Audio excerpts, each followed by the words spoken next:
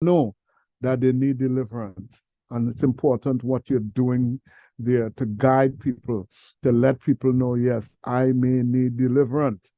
And, there are things in my life that I'm causing to happen. I'm attracting the demons by my sinning. And so it's important for us to understand that. Another thing that I was really excited about, I listened tonight. Now, folks, Pastor Nicole doesn't tell me what she's sharing about. She goes before the Lord and she would share. But there are times that she would, come to me, ask me questions. We talk about things. Sometimes I could guess, okay, maybe this is the road she's going down. But we talk about things a lot. And but I'm listening tonight and I'm hearing something that really got me excited. And let me tell you why. There is something that Pastor Nicole mentioned tonight that I have, it's a position that I have taken long time ago, but mainstream Christianity doesn't see it that way. And I heard her saying it tonight, and I didn't tell her to say it.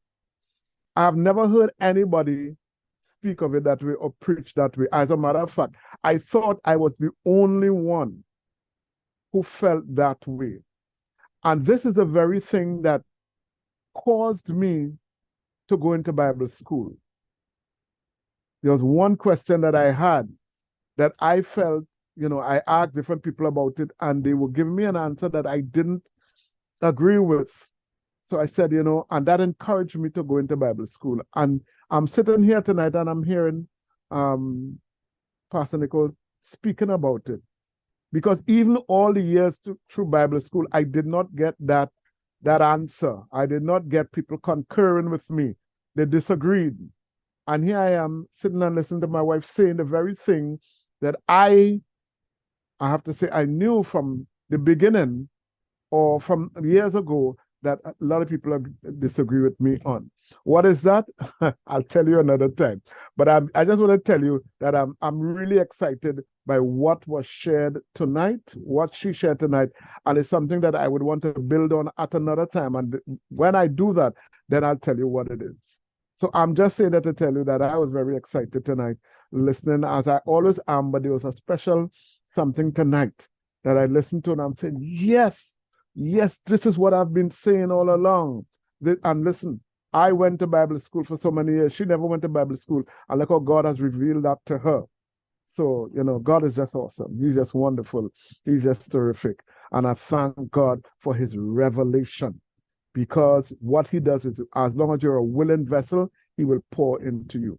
And that is what he has done. So I'll leave it a mystery for now. So let's continue. Let us continue.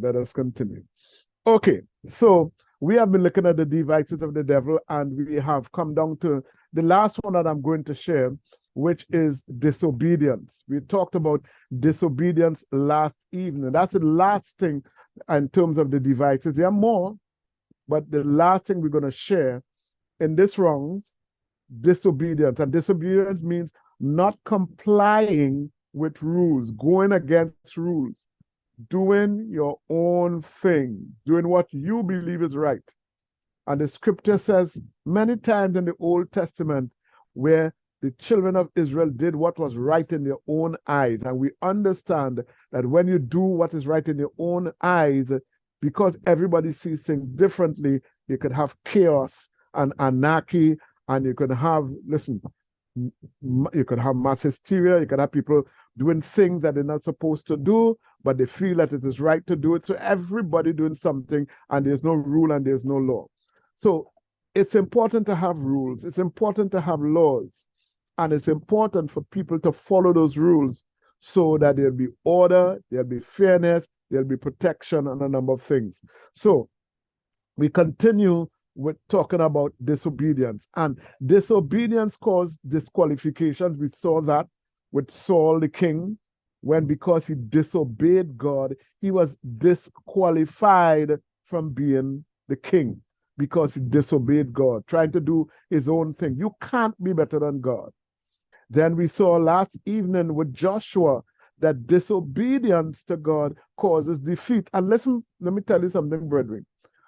These things that we are looking at, don't say, well, that was King Saul, and that was Joshua, and that was them.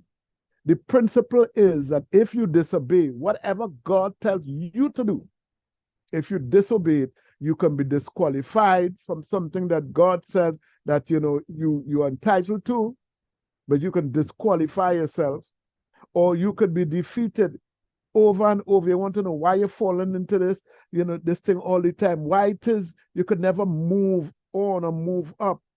Maybe it's because of your disobedience. So we want to look at another one tonight, and it's taken from 1 Kings chapter 13, verses 1 to 25. And I want to ask First Lady to read that. 1 Kings chapter 13, 1 to 25. Again, it's a familiar story. And let me just say this for those who maybe are new or recent. We will be doing certain things in scripture. We may do it again and again and again because there are different things we want to draw out of a passage. And also, whenever we're doing something, I like to paint the total picture. Sometimes it may just boil down to a few lines, but in order for you to understand the context, we need to look at the entire story. So this one is taken from 1 Kings chapter 13, verses 1 through 25. First Lady, could you read that for us, please? We're talking about disobedience. And behold, a man of God went from Judah to Bethel by the word of the Lord. And Jeroboam Jeroboam stood by the altar to burn incense. Then he cried out against the altar by the word of the Lord and said, O altar, altar, thus said the Lord, behold, a child Josiah by name shall be born to the house of David, and on you he shall sacrifice the priest of the high places who burn incense on you, and men's bones shall be burned on you. And he gave a sign that same day, saying, this is the sign which the Lord has spoken. Surely the altar shall split apart, and the ashes on it shall be poured out. Stop. Thank you. So far. So a man of God, listen to this, a man of God came and he is prophesying. He's speaking because God sent him. Now, Jeroboam was the king, all right? And so the man of God is saying what will happen. So go ahead. So it came to pass when King Jeroboam heard the saying of the man of God who cried out against the altar in Bethel, that he stretched out his hand from the altar, saying, arrest him. Then his hand, which he stretched out toward him, withered, so that he could not pull it back to himself. The altar also was split apart, and the ashes poured out from the altar, according to the signs which the man of God had given by the word of the Lord. Right, so you hear that. So he is prophesying what God told him to prophesy. He's telling what is supposed to happen. And King Jeroboam heard him, and he didn't like what he was saying. So he said, arrest him. And he stretched out his hand to point at him. And as he stretched out his hand withered. That's what happened. So he couldn't pull it back. And the very thing that the man of God, the prophet of God had said would happen, started happening. Okay, the altar was split apart, and the ashes were spilled, etc., etc. Go ahead. Then the king answered and said to the man of God, please entreat the favor of the Lord your God and pray for me, that my hand may be restored to me. So the man of God entreated the Lord, and the king's hand was restored to him and became as before. Then the king said to the man of God, come home with me and refresh yourself, and I'll give you a reward. But the man of God said to the king, if you were to give me half your house, I would not go in with you, nor would I eat bread nor drink water in this place. For so it was commanded me by the word of the Lord, saying, you shall not eat bread, nor drink water, nor return by the same way you came. Stop. Stop. So this is what God said to this same man of God who just prophesied, right? He just prophesied, and exactly what he prophesied happened. And not only that, a miracle took place. A miracle. The king's hand was shriveled up, and the king begged him to pray to God. And he prayed to God, and it was restored. So there is no doubt that this is a man of God. What he said came to pass, and he entreated God, or he went before God, and he prayed for the king, and the king's hand was restored. This is a powerful man of God. So go ahead. So he went another way and did not return by the way he came to Bethel. Now an old prophet dwelt in Bethel, and his sons came and told him all the works the man of God had done that day in Bethel. They also told their father the words which he had spoken to the king. And their father said to them, which way did he go? For his sons had seen which way the man of God went who came from Judah. Then he said to his sons, saddle a donkey for me. So they saddled a donkey for him, and he rode on it, and went after the man of God, and found the man of God sitting under an oak. Then he said to him, are you the man of God who came from Judah? And he said, yes, I am. Then he said to him, come home with me and eat bread. And he said, I cannot return with you, nor go with you, neither can I eat bread, nor drink water with you in this place. For I have been told by the word of the Lord, you shall not eat bread, nor drink water there, nor return by going the way you came. He said to him, I too am a prophet, as you are. And an angel spoke to me by the word of the Lord, saying, bring him back with you to your house, that he may eat bread and drink water. But he was lying to the man of God. So he went back with him, and he ate bread in his house, and he drank water. Now it happened as they sat at the table that the word of the Lord came to the prophet who had brought him back.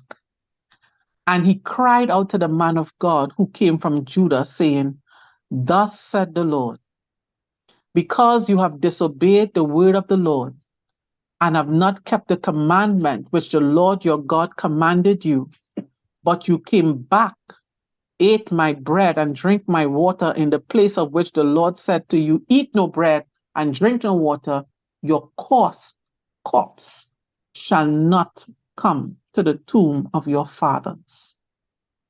So it was, after he had eaten the bread and after he had drunk, that he saddled the donkey for him, the prophet whom he had brought back. When he was gone, a lion met him on the road and killed him, and his corpse was thrown on the road, and the donkey stood by it. The lion also stood by the corpse, and there men passed by and saw the corpse thrown on the road, and the lion standing by the corpse. Then they went and told it in the city where the old prophet dwelt. Thank you. I want I want some reaction to this story.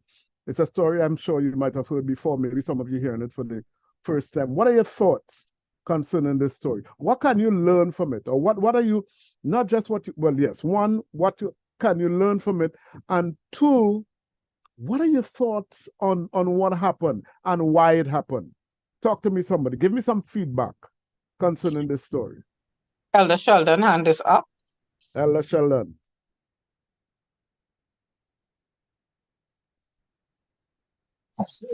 Good night, everyone. Just the other day, I remember, I think Elder Sherry and I was talking about the same story. Mm-hmm. And it's an interesting story. One of the things that, I gleaned from this was that when you know that you hear from God, you don't need anyone else to confirm that, right? Because the young prophet, he knew that he heard from God. And if he heard from God, why did he have to go and listen to the old prophet? The second thing that I looked at, right, was that, and it's a question that I always asked, that the old prophet, what was the reason, right? What was the reason for him going after the young prophet to persuade him to come back to the place, right? And then it showed to me, well, the level of wickedness, right, that was in the old prophet, right? And you know, when you look at these things, right, and one of the major things that I took away from this is that the young prophet saw everything that the Lord told him to do came to pass, right? And when God tell you, if you know, and this is the most important thing, when you know that God spoke to you, because remember the old prophet said an angel spoke to him, which was a lie, right? God is above the angel, right? So if you know God spoke to you, God trumps an angel any day, anyway, right? So if you know God spoke to you, I don't care who you are. I am not coming back with you. So what I am going to do, no matter how long you might be saved, you could be saved for 50 years, and I might be just saved for 5 years. If I know God gave me an instruction, I don't care what you come in to tell me, I am not going to do it, right? Even if you are a pastor, a seasoned pastor for how many years, a bishop or whoever, if I know, and I know without a shadow of a doubt, I know that I know that I know it's God that gave me that instruction. I don't care what you say. I am not listening to what you are telling me if it is going against what God told me to do. And especially when I would have seen that God had just worked in my life. That's what I gleaned from that story. Thank you. Thank you so much, Elder Sharon. We have Elder Sherry's hand up, but we have a few comments in the chat. Let me just read that first. Someone says never disobey God. That's what they're gleaning from the passage. Disobedience can cause your death. Yeah, Elder Sherry. And let me Good just say evening, before family. just before Elder Sherry thing, this is the point we're trying to make, that disobedience can cause death. So just wanted you to know that. Yes, Elder Sherry. Good evening, family. Well, Elder Shellen kind of pull some of my thing, but I was thinking, you know, the scripture tells us that my sheep hears my voice and I know them, you know, and in this case, it didn't show that he really know God. God knew him because he would have been instructed, and so far he followed the instruction. I was always confused. If God spoke to you, and why would you listen to somebody else? Even if they said God told them, you know, God spoke to you. And as Elder Sheldon said, an angel spoke to the other prophet. And he's saying that to you, but God spoke to you. And even if they said to you, God told me to tell you, because whatever God told you to tell me, he would have already confirmed it with me. So when you come, it's confirmation, because I hear God too. You know, I like to tell people that God doesn't call me on a PBX and call you directly. You know, he speaks to me just as much as he speaks to you, and it doesn't matter who it is. You heard from God yourself, then why would you listen to someone else? And that's how easily we can be misled. And it tells me that we do not have enough faith that we are in the right place with God. Because if you know that you are in right standing with God, then you know you're hearing from God. So the fact that you went the other direction, it means that you're still questioning your position with God. Yeah. How much more faith you need when you everything you said that God told you would happen, it happened, and it happened right there and then. And two, a miracle. You pray to God and the man said, how much more faith you need than that? How But much more Dr. Richards, that's assurance? human nature. That's human nature. We always, this man come, this man is tangible, is flesh. You can see him, you can hear him, and that's the nature of man. We always feel it comes from a man, then it might be real, because we still disconnected in that way. Okay, thank you. And Dr. Richard, let me just add something here. Excuse me. And something else too that the younger prophet would have looked at too. Seeing that the older prophet, right, is the level of probably the respect that he would have had for the older prophet, right? And that is where the disobedience caused him his death. But I mean, they say, yes, I understand having the respect for the older prophet, yes, and I understand that, right? That you have the respect for the older prophet. But if God spoke to you, brother, here what's going on, right? God talked to me, right? I'm not being disrespectful to you, but God trump you in any day, God trump you, right? So I listening to what God tell me to do. Thank you. Thank you. Dr. Richards, we have Elder Gail Anderson. Yeah, I concur with what was said by the previous elders. One of the other things that stood out to me is that, and I've seen it happen with somebody else in the Bible, whenever you are walking in obedience and you're walking in a faith and authority that has been given to you by God, you have to be on heightened alert. Because we saw the same thing happen with Elijah. Elijah called on fire from heaven, and he was walking in that power. And the moment he was finished, he was attacked by the thing that Jezebel was saying to him, and he ran. And this is the same thing with the prophet. He had just accomplished the word of God that was given to him.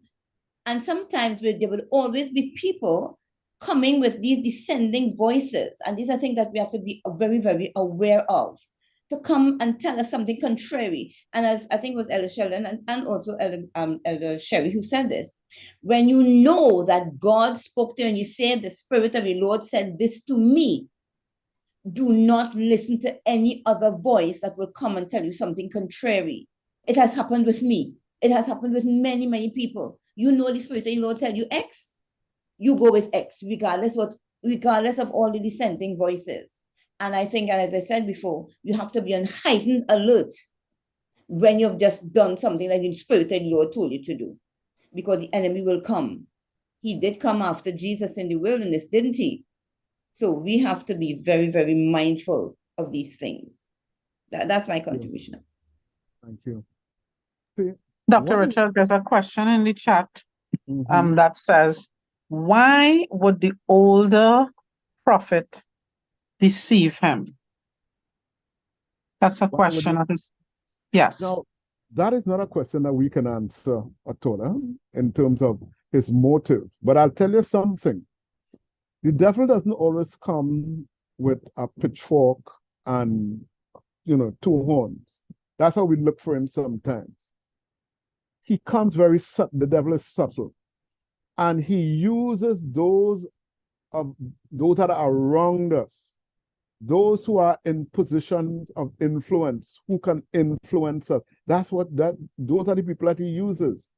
So somebody that you respect, that you would admire, that is why the young prophet would have agreed to go with him. Now, we can only speculate as to the older prophet, why he allowed himself to be used like the snake in the garden, why he allowed himself. Now, it may be that there was a certain amount of, what's the word I'm looking for? Now, remember, in their culture, hospitality was an important thing. So you needed to be hospitable. That's why they were told that, entertain strangers because you might be entertaining an angel. So hospitality was part of their culture. And to have a man of God in your house, maybe that was a blessing. So maybe he wanted to get a blessing. Maybe he wanted the man of God to come into his house so his house would be blessed. We don't know. We just speculated. Because what else would motivate him to do something like that? What else? But we also know that even if he's doing it for that reason, that would have been placed by the enemy. And with the enemy also knowing that he would have been able to influence the younger prophet. And that's why he would have probably placed it, in his head to do that. Again, as I said, we're just speculating. But what it brought, all right, I have switched my screen and I think I've seen some hands up. So I'm going to stop here. But I just want to say this one thing. As Elder Sheldon said, and I think everybody concurs, once you know beyond a shadow of a doubt that this is what God says, you know that you know that you know that you know. It doesn't matter who, no angel, no vision that you see, nothing. Because the same way God told you in the first place is the same way he's going to tell you if he has to come and tell you something different. All right? So, yes. Who else? We have two hands up. Yes, Dr. Jo. We have Elder Gail again and Sister Michelle in that order. Pastor Noel, continuing that question, is it that he was jealous of the younger prophet? As he said, he was an older prophet. He was an old prophet. Maybe God had not spoken to him in a long time, and bringing a younger prophet in to give a prophecy to the king. Maybe he was jealous because he had not, and then because remember he said too that but I'm a prophet also, So to me, I got a sense of probably he was jealous of the fact that that the younger prophet was used and not him. And jealousy can also bring that sin element in, which could cause him to lie. Agreed. That was just a thought when you were speaking. Yeah, it's a thought. But I would want to think, or I shudder to think, that a man of God would be so jealous that he would want somebody else to sin. Your mic is on. Somebody's mic is on, First Lady. I shudder to think that I am so jealous of you that I want to get you to sin. What does that do for me? Because it's still, or is it that what you want to eliminate the competition? As I said, we just speculation. We don't know what was in his heart. Next person. Hi, good evening, everyone. It's such a sad thing, but it reminds me of David and Saul. But it really is not that I come to talk about. It reminds me, I had a friend, when the Lord lay on our heart that she had stage 4 cancer. Dr. Richard, that lady, run all the marathons, she did everything. And just when we told her that, God is extending your life and he has you here for a purpose. And she really ministered to so many persons. And when you see the young lady, she don't even look like she had cancer. One day, a pastor, these people are sour you for this, he came and he said to her, just like the old prophet said to the young prophet, he said to her, the Lord say that you have to come out from taking chemo and all those stuff. That was the end of my friend. She died. So it really you really have to test or try the spirit, as the Bible says, try the spirit, test the spirit. Because if somebody tells you something in your heart, what the Lord lay on your heart, and you listen to a man of God, and he said to her, you're already healed. The Lord say you're already healed. You don't have to take no more chemo. In 2 days' time, the young lady died.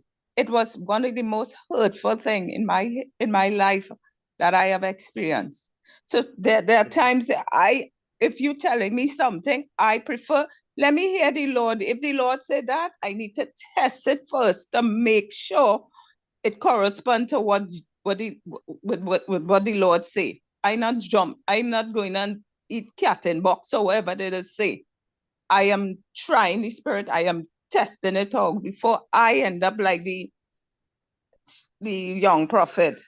Come out from the will of God listening to this old man who probably envy the young man himself.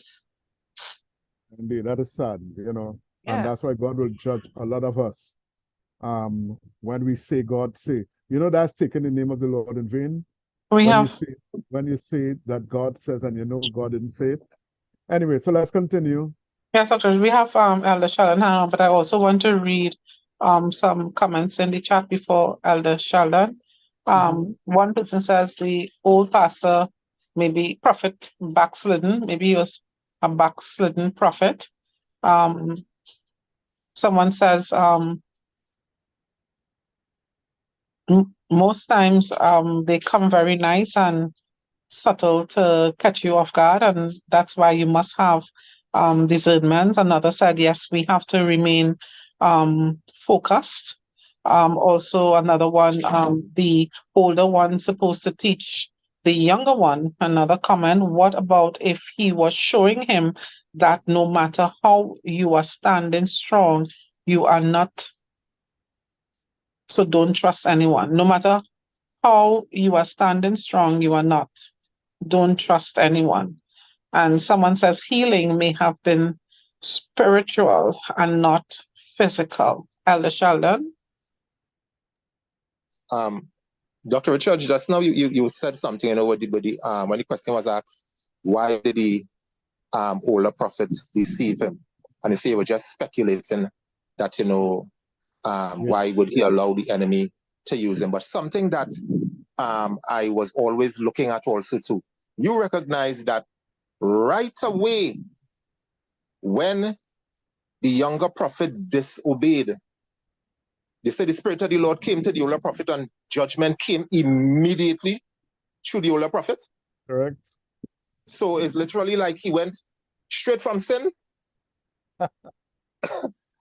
And so I was just looking at it from that point. Listen. God can use you even if you're in a state of sin. All right? Even if you're in a state of sin, remember, God uses anybody. So it doesn't mean that, you know, he did wrong before and suddenly, you know, the Spirit of the Lord was on him and he became right. If he did wrong, if he caused the man to sin, even though God used him to speak to the man, God will, you know, God will still do it. It doesn't mean he still has to pay for what he did for encouraging the young man to sin. He still has to pay for that. But I think it's just to show that the judgment came from God. It wasn't just a random judgment. The judgment came from God. It came to the same man, the same means that was used to cause him to sin, but the judgment was God's judgment because he did the wrong thing. And you know, again, when you look at the story, remember the king told him, this is the king. The king said to him, come home by me. And he refused. The king, the highest person in the land, he says, no, I can't do this, king. And yet, somebody else who he doesn't know, who said that he was a prophet, who only said it, you know, he listened to him. And why is it, why, you know, we could also speculate as to why that happened. Again, there are people who can influence us, and we have to be careful whom we follow. We have to be careful of those that have influence over us, because they can be leading us down the wrong path. It means that you have to know for yourself who your God is and stand firm on what he said, especially if he has given you an instruction. You know, sometimes you might be praying about it and you don't know, and somebody come and say, hey, the Lord says so and so. That might be easier for somebody to go that way because they still don't have the answer. But if there's a case, as in this case, where God gave you specific instruction, so much so that you related it to the king, no. In fact, twice he said it, because he even said it when they came for him to invite him to the old prophet home. And he repeated it. So he was certain. He was absolutely certain of the instructions from God, and yet he decided not to. And you see the penalty for it. You see the penalty. And that was a harsh penalty, because even as Elder Sheldon said, judgment came immediately. It wasn't like in your next generation or your son, you know, judgment came immediately. We have to be careful. We have to be careful. shall we? I am seeing what there's another hand that is up. I know we're over the time. Just bear with me for 2 more minutes. Yes, There's Dr. Richard, Black Ursula, hand up. Hello, good night, everybody. Hi, family. I just want to enlighten something what happened to me during our second time in fasting this year. I had a dream that I was in one of my friend's house, and this was like something was very wrong in this place because I don't ever dream I in her house or anything, her family house, in fact. Right? I had it the first time, and then I come back again. I had it the second time. The first time I told her about it, I said, "Girl, something is wrong. Something is not going right in our house. Something is wrong." I say, I ain't seen you, but I've seen your sisters and them." And she said, "Girl, that's not true." And I said, "Yes, something is wrong." So the second time I had it, I asked her prophet, and he said that, "Oh, if you dreamt it twice, it's bound to happen." And it did. Not right away, but she did some fasting too. And she got that vision and she make amends with it. So my intake is that when God show you something and it happened twice or 3 times and same repeating at the same person, known it is coming to pass. That's what I'd like to share with you all. Thank you. Thank you, and thank you, Sister Ursula. So we ended here for today, unless somebody has an urgent question or comment to make. We'll end it here. And so let me say thank you so much for being here tonight and for the extended time. Thank you for the extra few minutes. You know, I don't like to go over time, but there are times when it's necessary. And so I just want to thank you, especially for those who shared. And just want to remind you as I close, Dr. Rossi Khan again, his practice, blood analysis. For members of this ministry, if you are a member of Live Right Ministry or if you're a family member, then please, you know, when you make your appointment, just let him know that you're from Live Right Ministries and you get a discount, you get $100 discount. Please make use of it. I think First Lady had put some information in the chat together with the location and all of that. So again, I just want to encourage you to be a part of that. Okay? Right. So it's time for us to wrap up.